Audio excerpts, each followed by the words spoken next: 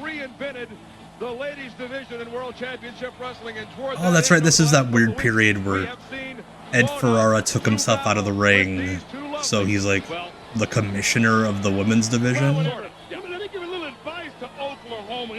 So we have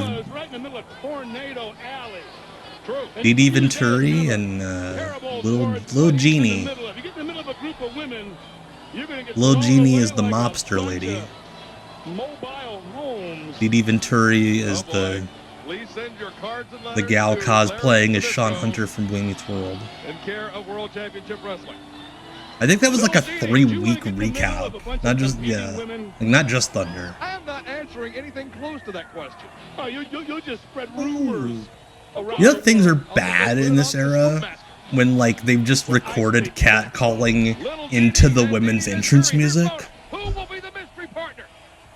Yeah, this was them actually trying to rebuild a real women's division. Like, Mona was under contract, but none of these other women. These are just indie wrestlers that Jimmy Hart found.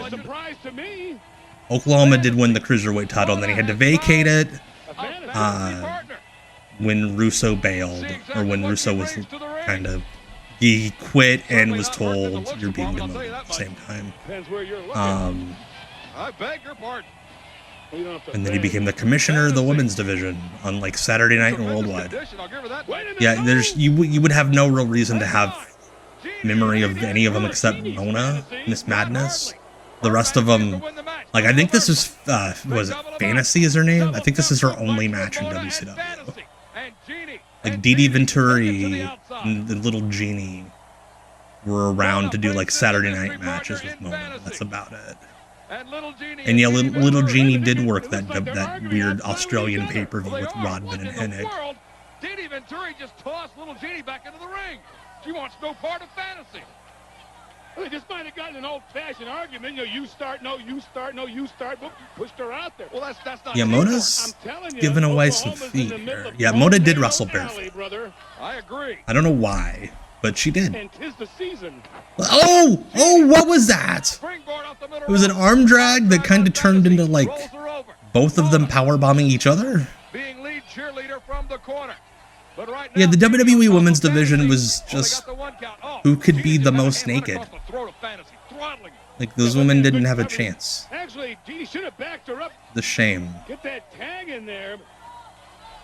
You know, at least Jimmy Hart tried. There you go again, Jeannie. Yeah, that could have been worse. One of them could have like been paralyzed. The mystery partner. They're both walking, so. A couple of rookie mistakes in this one, but otherwise holding her own. Snapmare takeover from Jeannie.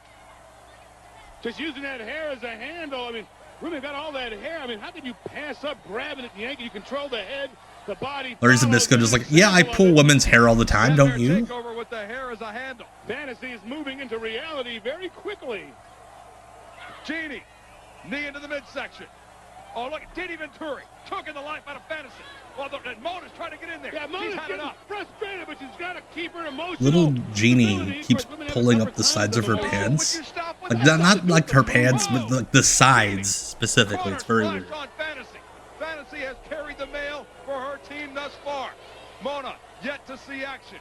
I question that strategy. Back press, Fantasy out. Larry is jealous of anybody with a full head of hair because he hasn't found, was it eugenic? Not eugenics. Like the hair plug company that he, not Morphoplex.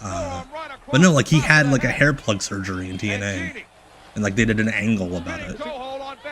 She's going for a figure 4. She is. Sets her up. This one might be over. Just like that. Wonder if she got yelled at in the locker room. Like, stop doing Ric Flair's finish. No, it wasn't Rogaine. It was like a hair plug treatment. Like some doctor in Florida hooked him up with.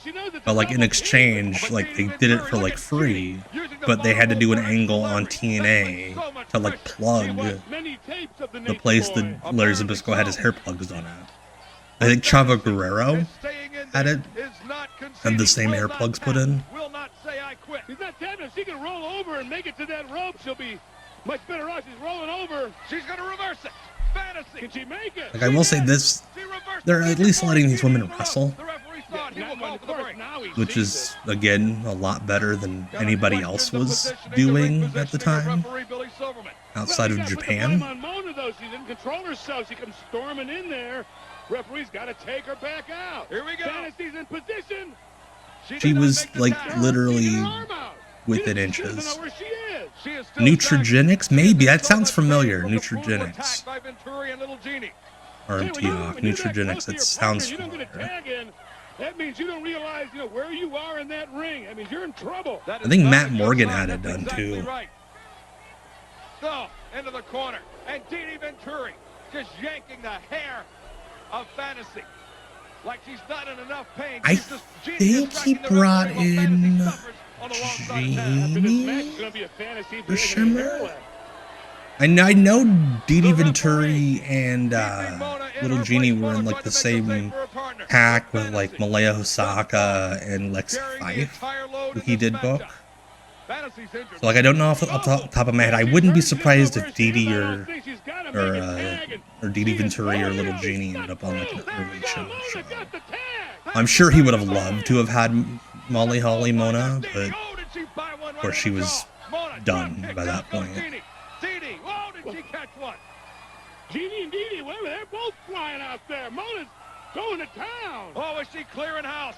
Now putting the boots into the midsection. Cleaning a house. Come on. Come on, Larry. You get it. You're an old man. Exactly, Brian. He was tall, he had great physique. Who cares if you're bald? There are 4 empty kitchens. Oh, Larry. Oh, Larry.